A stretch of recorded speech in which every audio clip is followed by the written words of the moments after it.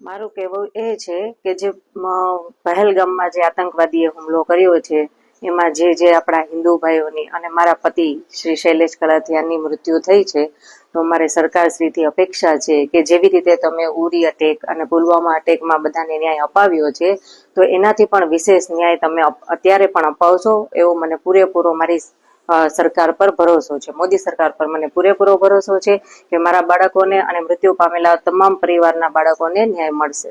એ સિવાય ત્યાંથી કાશ્મીરથી આવતા હતા તે પ્લેનની હા, એ પણ એક બહુ જ મતલબ ગંભીર પરિસ્થિતિ હતી. જેવી રીતે આ અટેક થયો એ સાંભળીને ત્યાંના લોકોને બધામાં પેનિક હતું કે બધાને પાછું પોતાના ઘરે જવું હતું. એવામાં મારે પણ મારા પતિને લઈને પાછું ઘરે આવવું હતું, પણ ફ્લાઇટની ટિકિટ આ તેમાં બહુ જ બધું ડિલે થતું હતું. પણ આપણા ગુજરાતના જે સરકાર જે છે, CR Patel sir, Harsh Sanghavi sir, એ લોકોની મદદથી હું ત્યાંથી રાત સુધીમાં મને એ લોકોએ સુરત પહોંચાડી મારા પરિવાર સહિત.